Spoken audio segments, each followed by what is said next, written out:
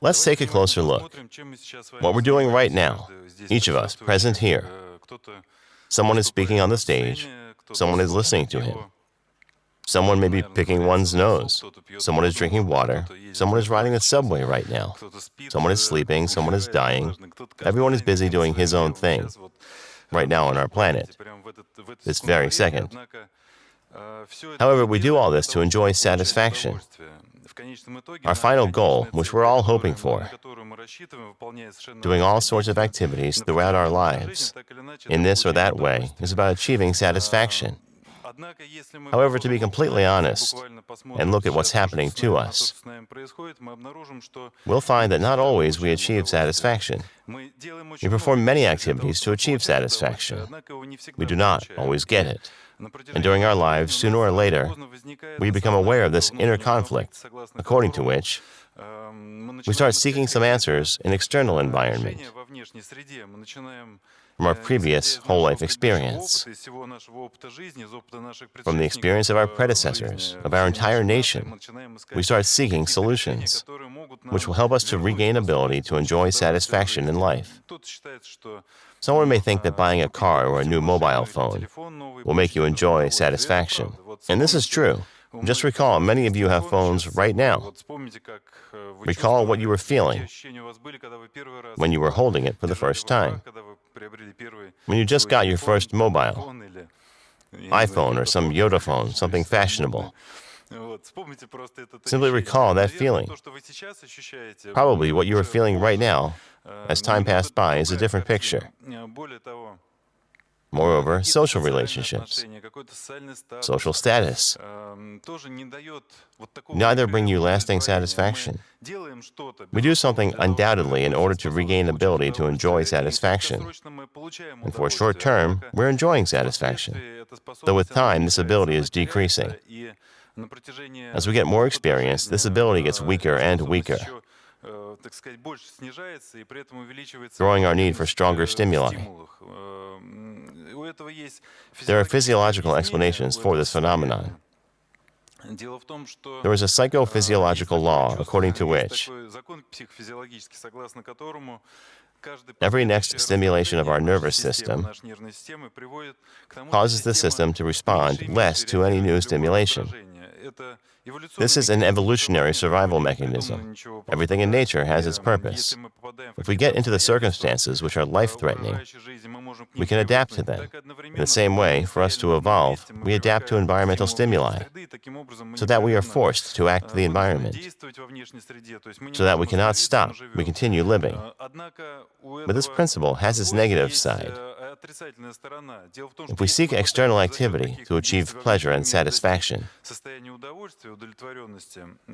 principally, we cannot do this. With each iteration, with every next step, our ability to achieve satisfaction from external activity decreases. It is also important to remind ourselves the main psychophysiological law of Weber-Fechner, according to which, for us to distinguish between two stimuli, the second stimuli must be twice as strong as the first one. For example, if next to 4 lighted bulbs, we see 6 lighted bulbs, we won't notice much difference between these 4 or 6 lighted bulbs. But we'll notice a difference when next to 4 lighted bulbs, there will be 8 lighted bulbs. This is a basic capacity of our perception.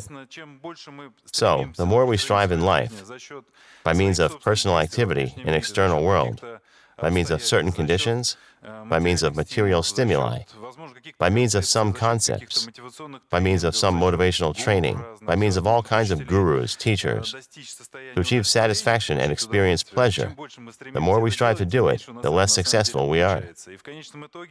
Eventually, any attempt by means of personal effort to achieve satisfaction and re-experience pleasure in life is totally doomed to fail. This was proven experimentally. You can implant electrodes into a human or animal head, right in the pleasure area, and give them a button to press to stimulate pleasure. This human or animal abandons its environment and dies in a very short period of time, because we are designed as an element of the environment. We are the product of our environment. And by personal activity only, we are unable to reach true happiness. We become dependent on objects that give us short-term saturation. That's why no drug, no alcohol, no concept can take us to a state of happiness and continuous experience of pleasure.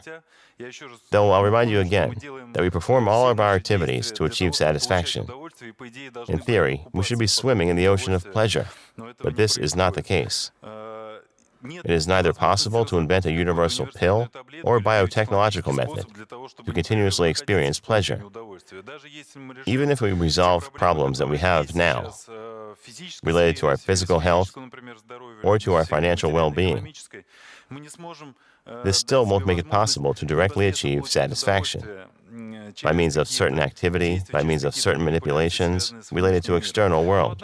But in reality, we all act this way, and this creates a syndrome of postponed life, which perhaps you all know. First, we think that we must graduate from college, and then life will begin. Or we must start our own business, and then it will start rolling. Or if you have already set up a business, then you must get married. Marry a certain person from a certain social group, or maybe have children, or earn $1 million, or maybe have a special diet, or go to live in an exotic country, live on the islands, or maybe something else is missing. Or you must meet social expectations to become a leader, or must learn to comply with inner principles. It doesn't matter. We always have a concept that we are chasing. Thus, continuously living in a state of postponed life, when we believe that something must happen to make it possible for us to enjoy satisfaction. Eventually, this leads us to a midlife crisis, which resembles a sad anecdote. Fake Christmas decorations were delivered to the store. They look just like real ones, but bring no joy. The state of midlife crisis is very common around the globe. The picture I am describing logically should be generating lots of depressive people in the world who are very sad and gloomy, which causes big problems. We can already see the evidence. To the World Health Organization, at least 25% of population had depressive episode at least once in life, i.e. the quarter of people present here knows this state for sure. And these are just official statistics. I am not sure that from the people I know, many actually turn to psychologists, to psychotherapists, or have a record at a mental hospital diagnosed with depression. So I suspect there are many more people experiencing these states than it may seem to be, according to official statistics. But nowadays already, depression is reason number one for incapacitation in the world. I'd like to emphasize again, these are official data, which do not account for the masses of people who don't have any access to quality care. Depression is the main cause of suicide. Over 60%, 1 million of suicides are committed due to depression. At last, by the year 2020, according to scientific research, if all current global trends continue, depression will become the #1 killer, surpassing cardiovascular and oncological diseases. It appears the present state we are in, humanity, is in a very sad state. And of course, we could get upset and finish the lecture here. Leave home in this gloomy mood. If nothing helps, what's the point of talking about it? In this sort of Lars van Trier melancholy. But we won't do this, because, nevertheless, the state of happiness is our physiological norm. This is a great, perhaps the greatest discovery that I'd like you to learn from this talk. According to our physiological definition, happiness, or as a doctor, I prefer the word health, is a state of optimal life activity with a positive emotional tone and creative self-actualization. This definition of health was given by academician of Rus Academy of Medical Sciences, Konstantin V. Sudakov, my teacher. This definition states that happiness is our normal state, and if we eliminate obstacles to this state of being, or if we realize what hinders state of happiness, happiness can automatically come back to our life without any particular external achievement. To understand how this happens, let's pay a closer look at regulation of our highest nervous activity, so that we can see what hinders sustainable happiness Our compatriot Ivan P. Pavlov, academician, Nobel Prize winner in medicine, for discovery of basic laws of highest nervous activity. According to his theory, behavior and perception of a living system fully depends on stimuli of physical environment, on the past stimuli, and is very much like the picture we are describing. According to Pavlov's theory, our happiness depends on environmental stimuli, on something that happens around us. But very few people know that Pavlov in his last years realized that not only material stimuli rule the behavior of a system, he discovered the concept of a dynamic stereotype and also wrote on fundamental work, Reflex of Purpose, in which he outlined major amendments to his theory. He envisioned the future progress of his theory. The works of Pavlov's disciple, Peter K. Anokin, academician of USSR Academy of Medical Sciences, experimentally proved that not physical stimuli determine the behavior of a living system, but the result, the useful result, located in the future, the goal and the information about this future result, determines the behavior of a system. This is not simple, and to make sure we get it, we'll conduct a little experiment. Right now on the screen, you will see two teams of people, dressed in black and white. Those who've already seen the experiment may take a rest and keep silent. Those who've never seen the experiment, this is an attention test. To pass the test, count how many times people in white pass the ball to each other. Simply count how many passes the team in white makes. Please try. How many passes does the team in white make? Go!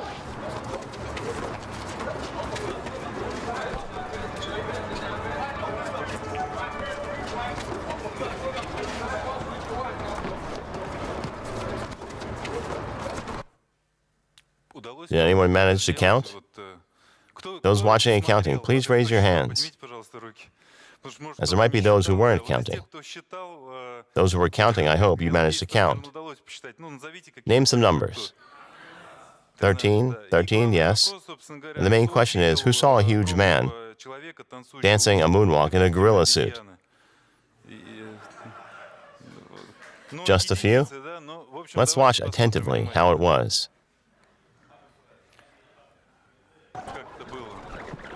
It's the same video without modifications. Here, do you see? He's slowly leaving. Yes, it was very difficult. The goal determines our perception, the behavior of a living system. This leads to very important conclusions. In fact, our life in total is the result of our goals, and not a mere coincidence, as it may seem at first. And moreover, our ability to be happy is also the result of our goal. And our unpleasant state, the problems that we experience, according to this, are also the results of our goals. Where does it come from? How does it happen? Please have a look. If in unpleasant state, experiencing the problems, we believe that by changing anything in the set of stimuli, we'll achieve satisfaction, we are deceiving ourselves, because the goal determines our perception and behavior. And if we are struggling with the world trying to change the stimuli, which, as we think, caused our unpleasant state, we are just reproducing it. The state becomes cyclical. To get out of this state, it is necessary for the goal to shift from the past into the present. The enemy number one hindering our state of satisfaction or happiness is an obligation. It's a state when we think that the world must be different, or I must be different, or people around me must be different. Or, for example, it's when I think that there must be no obligation. This is still an obligation. An obligation truly is enemy number one, which causes lots of trouble in our life. And even an obligation related to obligation causes trouble. In English, the word masturbation very well describes that. So, to get out of this state, which clearly makes a man very sorry all the time, you know that a man's life is full of obligation. He is obliged to everyone. Everyone is obliged to him. Such continuous obligation Being in the state obviously makes a man very sad. He is very sorry about it. Most pitiful is the fact that he's sorry his whole life, ultimately coming to realization only before his death. In a very well-known book by an Australian nurse, Bronnie Ware, The Top 5 Regrets of Dying, she worked with people having near-death experiences, was shown the following most common near-death regret of all. I wish I'd had the courage to live a life true to myself, not the life others expected of me. Well, and other regrets. I wish I didn't work so hard. I wish I'd had the courage to express my feelings. I wish I had stayed in touch with my friends. I wish that I had let myself be happier. These are top 5 regrets. They are common to all people. The higher man gets in a social hierarchy, the more he depends on achievements, the more he slips in a state of dissatisfaction. The higher gets the bar he has to overcome, the more amount of stimuli he needs. And such man, as a rule, becomes a drug addict, as at least for a short while, drug makes him feel normal again. These people often commit suicide. No one is immune from this. And from my experience, I can tell that many very famous people, Russians as well, play wonderful happy families and people, but actually turn to specialists, experiencing great difficulties in their lives. Thereby, we need a state of acceptance, a waiver of obligation, though, of course, not excluding the acceptance of obligation, as it is natural to us. This desirable state of peace can't be reached conceptually. Listening about it from me doesn't make you instantly peaceful. But nevertheless, this state is our target state, which helps us to be truly happy and see the world in a different light. From a biological point of view, this state activates the genes associated with energy production, activates self-regulation mechanisms, improves immunity, increases insulin sensitivity, lowers blood pressure, and in general, improves the psychological state. It was proven by many scientific studies. In the state of acceptance of mindfulness, some call it meditative state, we can truly be happy. Some sports, for example, some types of human activity, are based on drawing people closer to this state. When we are driven by a higher power, where the only way to exceed is to accept, to stop controlling every step, every moment, to trust our bodies, to trust this higher power, believing that that's the only right way for things to be. Take extreme sports, for example, sailing. They help to get closer to this state, but still aren't the solution to the problem. When we are in a cycle with continuously occurring events, when we're continuously resisting these events, the goal determines our perception and behavior. To break through this perception, we are in a sort of vicious cycle. We need something else. The knowledge we are talking about is well known to each of us. It's widespread on the internet, but not everyone has acceptance, and everyone has depression in this world. That means something else is missing. We need to recall our goal. And how can we recall it? In short, it's important to realize where goals come from in our lives. According to the theory of functional systems, the goal on organismic and psyche levels is determined by systems of social level. The works of famous scientist Professor Nicholas Christakis, the director of the Yale Institute for Network Science, he had worked in Harvard before, proved that our social environment determines what we are feeling, thinking, and doing. And the key factor determining our health is the health of others around us. Our society, well seen in our social networks, is fully oriented on achievement, on social success, on following certain external norms which are projected within us. We constantly seek approval and get frustrated when we don't get this approval. We compare ourselves to others, motivated by all sorts of false goals, the goals that are never in present. Eventually, all this leads to decreased satisfaction. The study of the University of Humboldt, a famous social network, found that in 1 month only, you can notably degrade your quality of life and health merely by using social networks. However, we can turn this mechanism to one's benefit. To do this, we need to create a social network or social groups where people remember about the true goal. They know about acceptance, know that obligation is the main enemy, For the network to function properly, all its elements need to comply with the main law of living systems. By academician Anokin, in both living and technical systems, from initial to final object, the information should be transmitted without loss of meaning. If my brain loses contact with the muscle cells of the arm, I cannot move my arm. I feel this condition as disease. Right now, my state of health and my presentation are programmed by our common social goal. If I feel dissonance in our social environment, it affects my health. Therefore, the main law of health and well-being is honesty in all respects. Without being honest, it is impossible to achieve state of acceptance at all. The only person you deceive in your life is yourself. Therefore, the end of self-deceit, breaking through self-deceit, and simultaneous acceptance of the state as it is, since we always perceive it with a delay, is the key to be happy and healthy. Thus, we always need to remember the goal. We need to create communities where people know about acceptance, about honesty. Of course, we can't do this in isolation. We need a community. The closest to us community is our family, our friends, the people we deal at work, including our customers. From our side, we have created a therapeutic tool, a social network called SUZ Community, where every newcomer can notably increase quality of life and physical health in 1 month. According to independent studies of the World Health Organization, we can improve our mental health on average by 25%. These are very important data, and they are being tested by other foreign independent studies. To sum up, to be a happy person, we need to accept reality, practice silence, waive an obligation, remembering that obligation is natural, so it is also to be accepted. Second, to find like-minded people sharing common, healthy goals, or to start a new community. And finally, follow the real goal, the state of the optimal life activity in the present moment, with a positive emotional tone and creative self-actualization. Don't rush in the external world seeking ways to achieve satisfaction, but create, following these principles. Gradually, happiness will automatically unfold, but you need to be honest. Be healthy.